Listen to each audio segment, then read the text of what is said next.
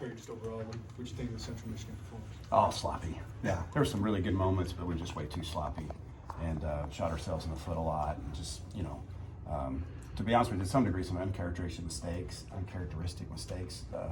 just with, some pre-snap issues that obviously were the most disappointing thing about the game is just we just played sloppy at times. Script is going to roll out. I mean, you scored on the opening drive of every play. What do you guys diagnose and what do you see after that, the rest of the first half of maybe what's not kind of carrying over?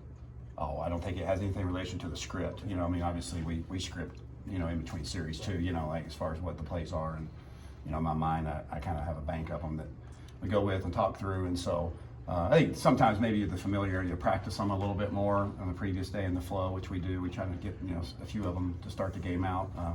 And then so really after that, it's, I don't know necessarily about it making adjustments, but we just didn't execute, and there was obviously, just like every game I've ever coached and called, there's going to be a handful of plays that they have a better call than I do. And that's the cat and mouse game. That doesn't make it okay, doesn't make it acceptable, but the truth is that's the way it is in football at every level, that there's times where you call a play and it's not the most optimum look, and they had that happen a few times, and it's my job to make sure that doesn't happen very often, especially in critical moments. So we didn't execute really well in the middle, similar to a couple weeks ago. We're hitting too many lulls right now. Offensively, a lot of signs of life, just hitting some lulls that obviously as you go on the road, we're gonna have to tighten up. It seems like Luke has really good chemistry with Pat Bryant and Franklin, against a defense like Nebraska. Is it vital to kind of have that passing game clicking? Oh yeah, anybody we play. Obviously Nebraska's they've got a great team, a great defense. It's obvious when you turn on the film. We know that from playing them last year. The scheme is a really great scheme, and they've got a lot of confidence. But anybody you play in the Big Ten, you have to be balanced. And if you're not, you're going to be in for a long day, one way or the other. And so we got to continue to throw and run the ball to have the opportunity to be successful. Last year, only 7 points scored against Nebraska. What do you think is kind of different with this offense coming into this year? Are you more confident about this meeting? Well, last year. We talked even when we reference Kansas or the rematches. Obviously, there's a lot of people that were involved in that, and there's some people that weren't, on a part of our team. And the ones that were, starting with myself, that's not a great feeling when you let your team down and you don't score. It's our job, as I've said it several times, and it's not my saying, it's anybody's saying, is that my job and our job is to score one more point in the other team. And, whatever that looks like, whatever that feels like, we don't care. And, obviously last year we didn't get it done, and this year presents a new opportunity, and against a very formidable opponent in an environment that'll be really challenging. Barry, what do you like about what's going on in the perimeter run game right now, especially maybe like the pin pull action that you've got with your interior guys? Well, I think our tackles are athletic and can pull, and I think our receivers do a really good job blocking on the perimeter, and that's something that we got to continue to grow. Just in general, we got to be able to attack all field zones, Sure. At any time, at any run or pass, and that's when you're good on offense, is when you can go horizontally and go vertically with run and pass.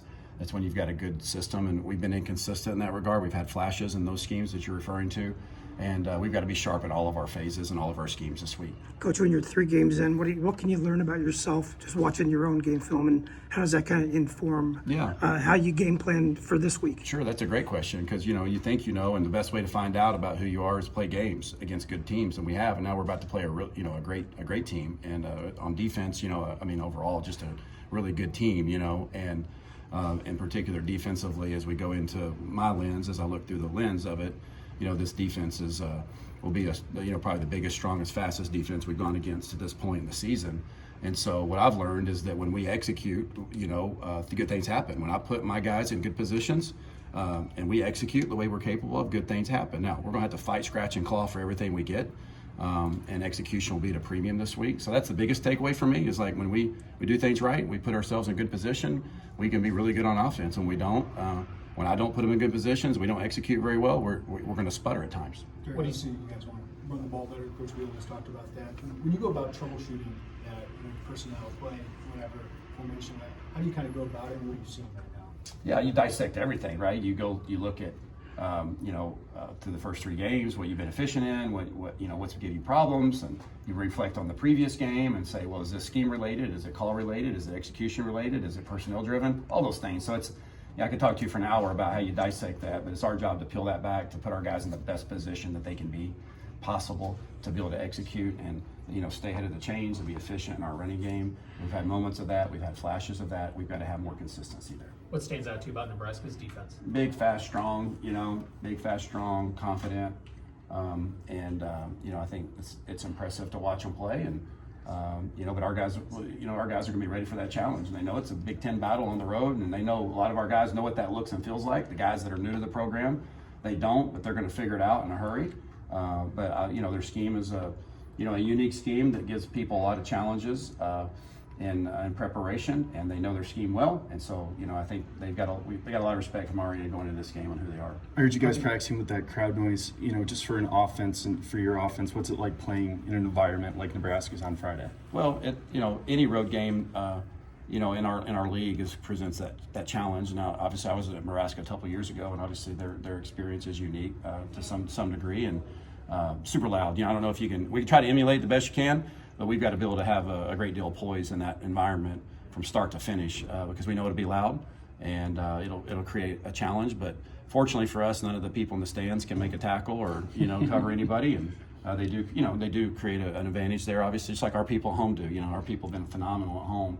And the noise and when to use the noise, and so that they certainly are very educated fans and do the same thing. We've got to be able to handle that challenge. Are you pleased with addressing the pre-snap penalties from last game through this week so far? Because that's obviously something that crowd noise can contribute to. So absolutely, yeah, that can add complexity on top. That's one of the disappointing things about, in retrospect, we're at home and the environment didn't create any challenge, and so now we're going into an environment that will create challenges.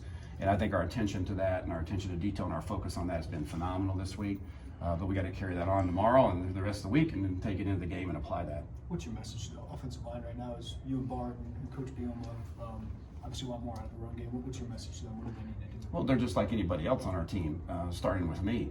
We got to get better. We got to look in the mirror and figure out, what I can do to help our football team become more complete and more in sync. Because there's phases, there's times, there's moments where it's like bam, bam, bam, bam, and then there's moments where and that's kind of football in general, but there's too many of those right now for us, for to be the consistent the offense that we want to be. So it starts with looking in the mirror. How can I get better? How can I put my guys in better position? Then they have to look at that same way, is how can I improve? And then it starts functioning as a unit, so it's kind of a micro picture. And then it goes to a little bit more of a macro view, and so all those matter. And I hope I use those examples right. I'm not sure if I did, but it seems like it made sense to me. But we just got to be more synced up, and that's, we've had moments where guys have played really well across the board, in particular the line. They've all had their moments, right? We just got to get them all five playing together at the same time, and I'm confident we're going to get them there. Coach, you guys moved into the top 25 this week. Is there value there at all for you as a coach, and also as for the team, or not? Well, sure, there's value there. We don't pay much attention to the outside noise, but right. Sure. It's a lot better than being not ranked. We got to go. We got to go and earn that. Earn that ranking, or not back that up, but. It's, our players have put themselves in position to be noticed because of the way we started the season, and that's always good. Is that going to carry any weight when we go in the game on Friday night? No, it won't carry any weight when the two teams are on the field, nor where they're ranked. It's just two teams getting after each other. But I think it's nice for our players to be recognized for that, and they know, the guys that were around here a couple of years ago know that the more you have success, the more those good things come your way. Potentially. But we're focused on Friday night and having to go on the road and a really playing a really good football team on the road, and we're gonna have to play our best. Barry, it seemed like in the preseason a lot of the talking points was that Luke's processing was getting faster, the ball was getting out quicker. Mm-hmm. I would imagine through 3 games you've seen that. Yeah, I think that backs that up. There's still some times where that maybe we want it just a little bit faster, but that's every game I've ever coached, or every quarterback I've ever coached, there's always a play or two. You're speed it up. I think I really like where Luke's at. I really like where he's at, and the way he's seeing things, the way he's playing, the way he's communicating. I think our team's ready to offensively to another day work to get ready to go over there and see what we could do. But I do like the way the quarterback is processing the game and playing.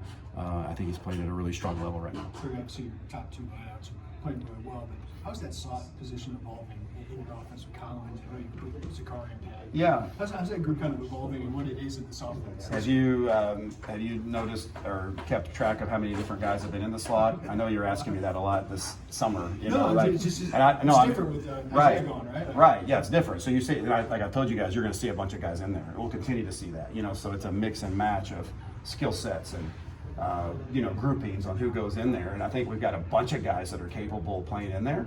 And so it's been good to see each of them have their kind of the moments, all of a sudden, sometimes I don't even know who, who's in there just because we have some free rotation. The guy may be tired, and I looked up and we threw the bulb, and it was Colin, who is our starting slot. And then another time it was Hank in there. And so I think that's good for our team to create balance.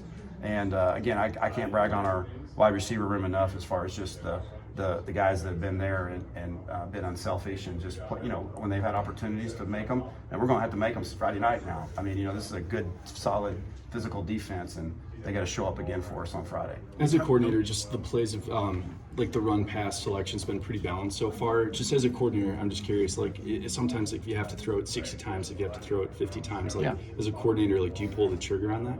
Well, yeah, true balance is be able to win the game running and be able to win the game throwing. To be able to win a game, either whatever dictates. And so true balance is not, anybody can go out there and achieve true balance by calling 50 passes or if you have 80 plays, calling 40 runs and 40 passes. You can do that. That's not true balance in my perspective. I don't think nor either offense coordinator would see it that way. It just so happens that maybe it's played out like that. But true balance is having the ability to run the ball and win a game, and be able to pass the ball and win the game. And we've had flashes of both of those through the first 3 weeks, but we got to piece it together. And so my job is to put us in the best position, whatever schematically that reflects at the end of the game, for us to have a chance to win it. Barry, you weren't. On Colin's shot play against Central Michigan, obviously got a big block from Pat, but it seemed like Colin, he set that up a little bit for himself. Is that kind of a heady play for a redshirt?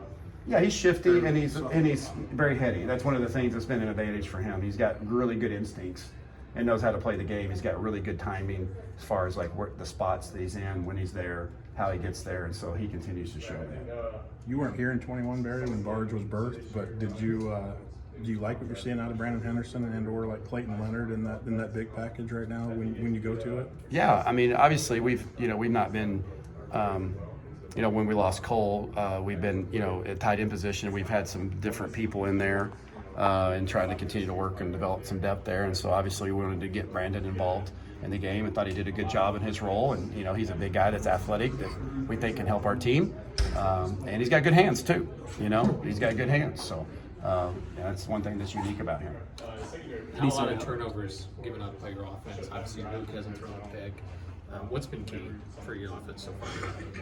Well, I mean, just, obviously we know, everybody in the program knows how important, that battle is and taking care of it. And so I think it's an emphasis by them and understanding that, and, an emphasis by the staff. And obviously that's something that is huge in the huge predictor and outcomes of, close-knit games. And close games is just, who takes care of the ball the best. And that's going to be obviously a premium moving forward for one of these Big Ten battles. Did he set up